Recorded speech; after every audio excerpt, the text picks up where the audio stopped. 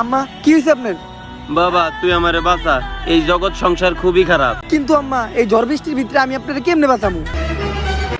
হালার বুত, আকাশ তো একবারে করকরা ক্লিয়ার। কেজিএফ এর ভিডিও বানাইতাছি, কেজিএফ এর স্ক্রিপ্টের লগে মিলাই করতে হইব না? ও আমাকে এতই অভাব যে বাজারে এত ব্র্যান্ডের গেঞ্জি থাকতে আমি স্যান্ডো গেঞ্জি পরি। আর তোমার যে রোগ, এই রোগের চিকিৎসা আমি কেমনে করামু? এই নে 2 টাকা, একটা নাপা এক্সট্রা নিয়ে আয়, সব অসুখের সমাধান। কিন্তু আম্মা না পা এক্সট্রার দাম তো এখন 2.5 টাকা। আজকে মাত্র 8 আনার লিগা ক্যান্সারের মতো একটা রোগে আমার এই সমাজে মরতে হইলো। একটা নাপা এক্সট্রা খাইলেই তো ক্যান্সার ভালো হয়ে যাইতো। তাই তুই আমারে কথা দে, তোর অনেক বড় লোক হইতে। আমার কোটিপতি হইতে হলে আমার কি করতে হইব? তোরে ঢাকা যাইতে হইব, তোর টিকটক করতে হইব, তোর রোস্ট হইতে হইব, তাইলে তুই কোটিপতি হইতে পারবি। আর তুই আমারে কথা দে, তুই বাইসা থাকবি কেমনে আমি জানি না, কিন্তু যখন তুই মইরা যাবি এই সমাজের লোকজন যেন তোরে তোর নানির হেইডা কয়ে গালি দেয়। কিন্তু আম্মা আপনার প্যান্টে যে পকেট আছিল এটা তো আমার আগে কোন নাই। ওইটা বাদ দে, এখন তুই আমারে কথা দে, তোর এই দুনিয়ার সবচেয়ে বড় ব্র্যান্ড হইতে হইব। কথা দিলাম আম্মা। আম্মা আম্মা আম্মা হালার বউ, তোর নানির হেইডা, এই গালিটা তো আমার মাইরে দিয়া লাইলাম, তোর দাদির হেইডা। ও সরি মা।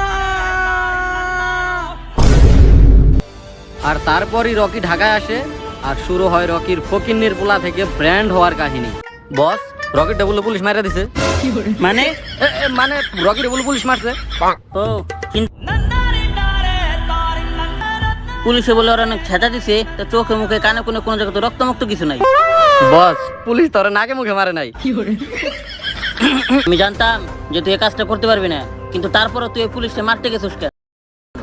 যদি তুমি চোরেরটা মারো তাহলে তোমারে পুলিশ খুঁজবে, যদি তুমি পুলিশেরটা মারো তাহলে তোমারে ডন খুঁজবে, আর যদি তুমি ডনেরটাই মেরে দাও তাহলে তোমারে কে খুঁজবে আমি জানি না। আসলে তুই চাস কি? মুনিয়া। কিরে ও মুনিয়া কইলো কে? বস, অমনার ডায়লগ ভুলে গেছে। বস, রকি তো ইদানিং আপনার সম্মান টম্মান দেয় না। রকির একটা ব্যবস্থা করতে হবে। এই কাকা, একটা পেনশন দিন তো। ওই পাঠান, শুনলাম রকি নাকি ইদানিং বেশি বেড়ে গেছে।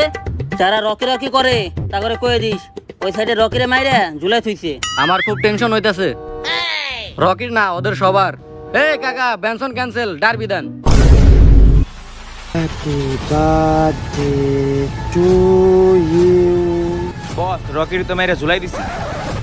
হালার পুত, এনকার ভিতরে আজকে কারোর জন্মদিন না। তোরা এই মাহেশমাতি সাম্রাজ্য ছেড়ে চলে যাবে। হালার পুত, এটা বাহুবলী না, এটা কেজিএফ। বারবার বুইলা তাই তোরা এই ঢাকা ছেড়ে চলে যা। কেন, ঢাকা কি তোর বাপের নাকি?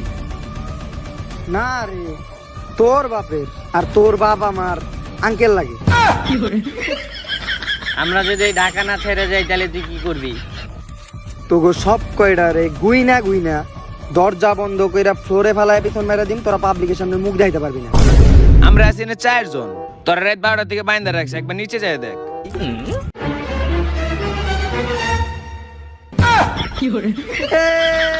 এটা কিন্তু ঠিক হয় না, তোরা আমার লাগে এমন করলি কে? এটা কিন্তু ঠিক হয় নাই। একা ভাই তোরা আমার ব্যান কইলা দিল, আমি তখন আমি পুরুষ নির্যাতন কেস করুম। এ অল্লগে এটা করা আমাকে ঠিক হয় নাই। আচ্ছা, যে আমাকে বলইছে ঢাকা শহর তো এলো, আমরা যাই।